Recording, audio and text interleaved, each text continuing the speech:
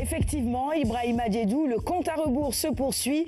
Nous sommes à 5 jours du démarrage de la CAN Gabon 2017. Elle se déroulera du 14 janvier au 5 février prochain. 16 équipes, les meilleures du continent, s'affronteront au cours de cette compétition continentale. Nous sommes donc avec le groupe C et après avoir fait connaissance avec la Côte d'Ivoire, le Togo et la République démocratique du Congo, allons maintenant à la découverte du 4e pays qui évoluera également dans ce groupe C, le Maroc.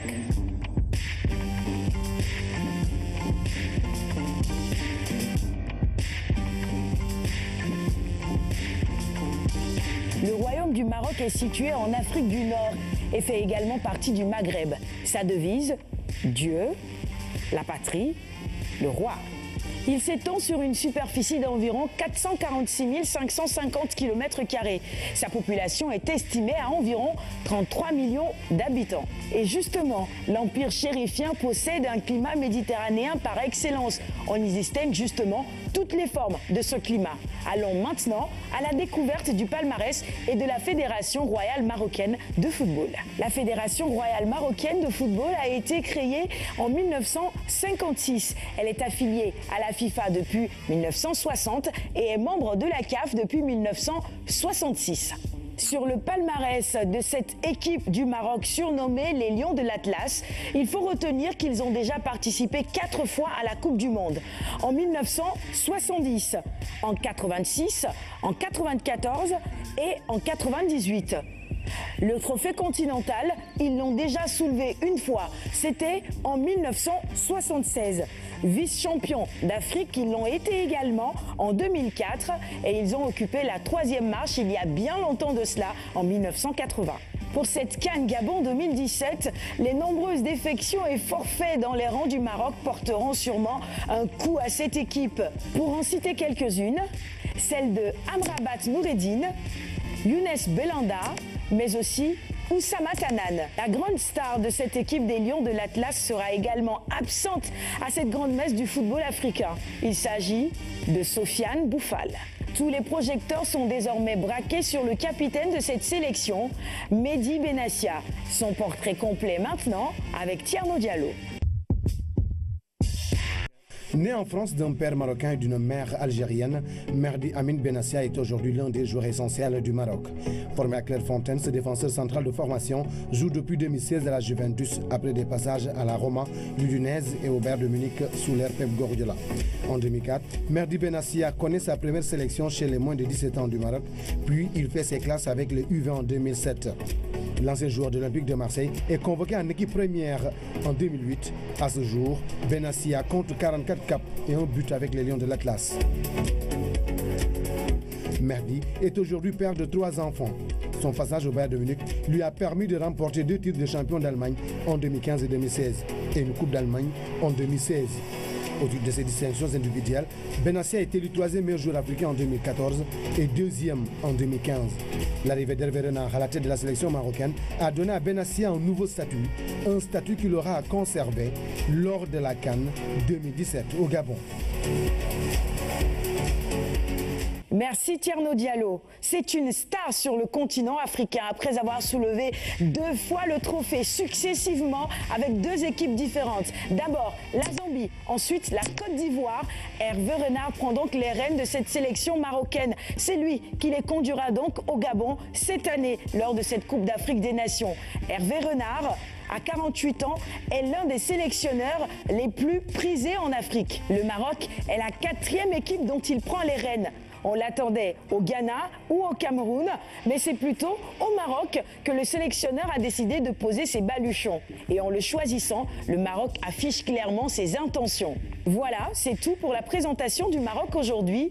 Le Maroc qui évolue dans le groupe C avec les éperviers du Togo, les éléphants de Côte d'Ivoire et les léopards de la République démocratique du Congo. À demain pour découvrir les 4 équipes qui font partie du groupe D. On démarrera certainement avec le Ghana, vice-champion en titre. Merci Sarah pour Chrono CAN.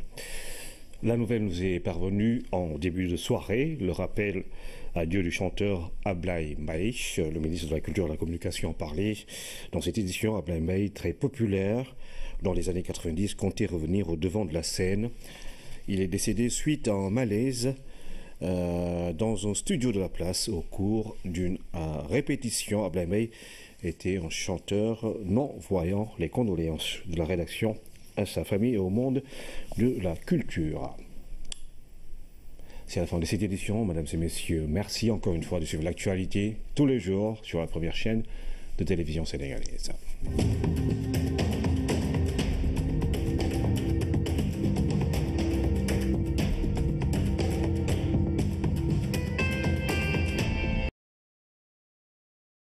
En 1976, vice-champions d'Afrique, ils l'ont été également en 2004 et ils ont occupé la 3e marche il y a bien longtemps de cela, en 1980.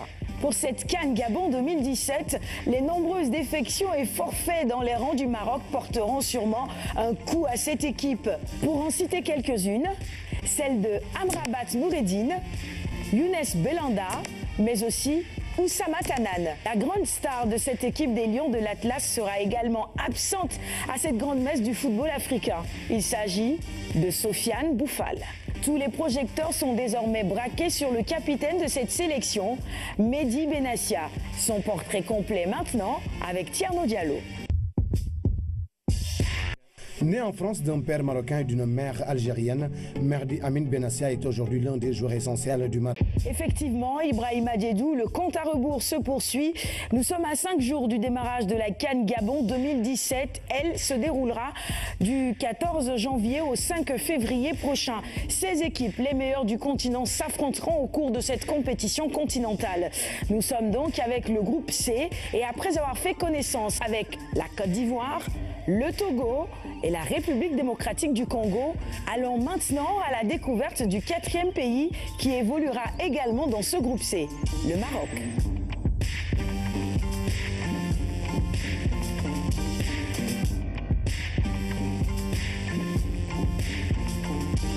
Le royaume du Maroc est situé en Afrique du Nord et fait également partie du Maghreb. Sa devise, Dieu, la patrie, le roi. Il s'étend sur une superficie d'environ Gabon.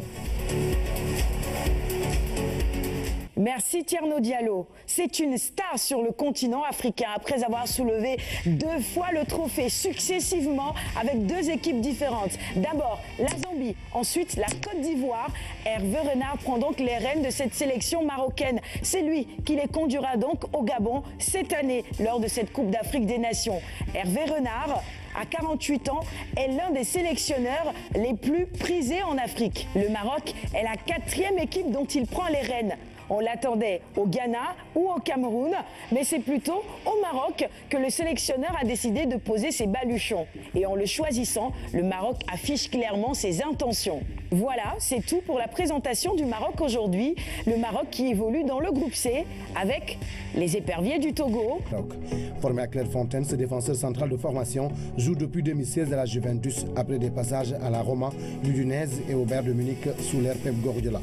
En 2004, Merdi Benassia connaît sa première sélection chez les moins de 17 ans du Maroc, puis il fait ses classes avec les U20 en 2007. L'ancien joueur de l'Olympique de Marseille est convoqué en équipe première en 2008. À ce jour, Benassia compte 44 caps et un but avec les Lions de l'Atlas. Merdi est aujourd'hui père de 3 enfants. Son passage au Bayern de Munich lui a permis de remporter 2 titres de champion d'Allemagne en 2015 et 2016 et une Coupe d'Allemagne en 2016. Au titre de ses distinctions individuelles, Benassia a été élu 3e meilleur joueur africain en 2014 et 2e en 2015. L'arrivée d'Hervé Renard à la tête de la sélection marocaine a donné à Benassia un nouveau statut, un statut qu'il aura à conserver lors de la CAN 2017.